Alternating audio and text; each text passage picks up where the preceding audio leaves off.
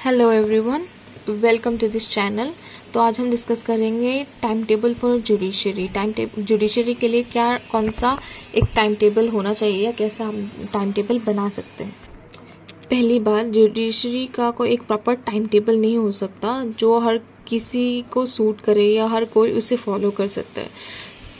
Time table अलग अलग लोगों अलग अलग टाइमिंग्स हो सकती है। ये डिपेंड करता है कि आपका लाइफस्टाइल कैसा है, आपका पढ़ने का तरीका कैसा है, या आप अभी कौन से स्टेज में है प्रिपरेशन के। सबसे पहले तो आपको दिन का प्लानिंग करना पड़ेगा कि आपको एक दिन में आप कितना पढ़ोगे और कैसे पढ़ोगे। उसके बाद एक टारगेट सेट कर लो कि आज ये टॉपिक मुझे कंप्लीट करने हैं और एनी हाउ कंप्लीट करने हैं। ऐसे नहीं कि टारगेट ले लिए और जो इम्पॉसिबल है कंप्लीट करने को वैसा टारगेट ले लिया। टारगेट ऐसा लो जो अचीवेबल हो, जो कंप्लीट कर पाओ एक दिन में। तो टाइम टेबल ऐसा होना चाहिए जिसमें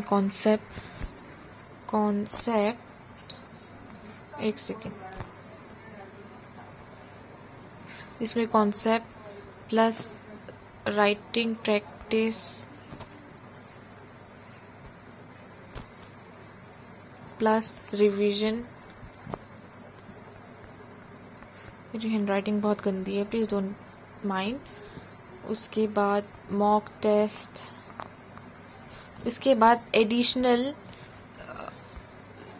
पेपर्स जैसे कि लैंग्वेज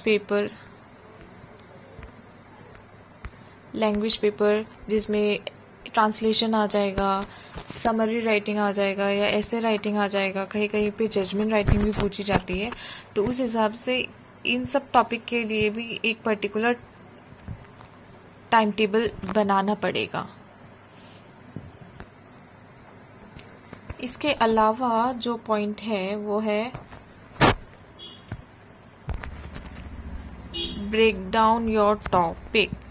सपोज आपने सेशंस में डिवाइड कर लिया अपना पढ़ाई। सपोज मॉर्निंग सेशंस आपने कर लिया, आफ्टरनून सेशन, इवनिंग सेशन या नाइट सेशन। तो इन्हीं सेशंस के बीच आपको जो अपने टॉपिक सिलेक्ट किया है या आपका जो टारगेट है उसको आपको कंप्लीट करना पड़ेगा।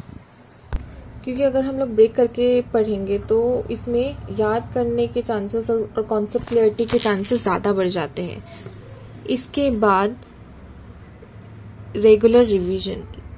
एक टॉपिक खत्म करने के बाद उसको रिवीजन करना एक बहुत इम्पॉर्टेंट स्टेप हो जाता है।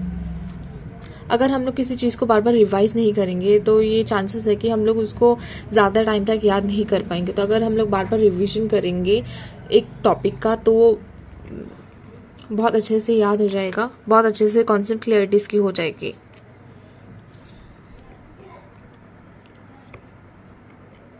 इसके अलावा मॉक टेस्ट का मैंने बोला, कोई भी एक पर्टिकुलर टॉपिक कंप्लीट करने के बाद मॉक टेस्ट देना बहुत ज़रूरी है, सो दैट उसमें कॉन्सेप्ट क्लियरिटी हो जाएगा, किस तरह के क्वेश्चन पूछे जाते हैं उसका भी एक प्रैक्टिस हो जाता है।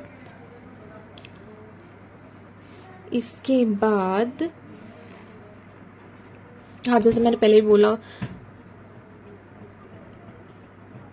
टाइम टेबल ऐसा होना चाहिए जिसमें concept plus writing practice plus revision plus mock included हो।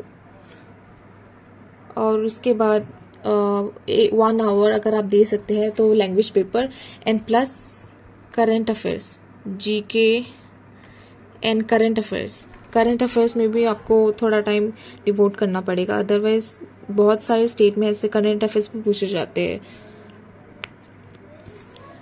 तो लास्ट पॉइंट जो मैं बोलूँगी वो है कंसिस्टेंट।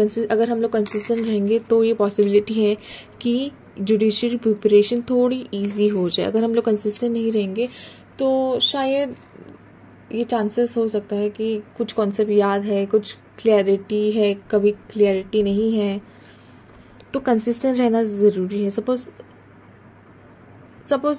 एक टाइमिंग फिक्स कर लो या एक पर्टिकुलर ड्यूरेशन फिक्स कर लो कि इतना एक दिन में पढ़ना ही है किसी भी हालत में। तो suppose half an hour, suppose 1 hour, इतना अगर टाइमिंग हम लोगों ने फिक्स कर लिया तो ये ये हम लोग को हेल्प करेगा कंसिस्टेंट रहने के लिए, क्योंकि अगर हम लोग को ये सोच के चले कि हाफ एन आवर ही है या 1 आवर ही पढ़ना है, सो ऐसे करके हम लोग कंसिस्टेंसी मेंटेन कर सकते हैं जुडिशरी प्रिपरेशन के लिए। So that's all. अगर आप कोई और टाइम टेबल फॉलो करते हैं या कोई और स्टडी पैटर्न है आप लोगों का, तो वो भी आप लोग मुझे कमेंट में बता सकते हो। Thank you for watching.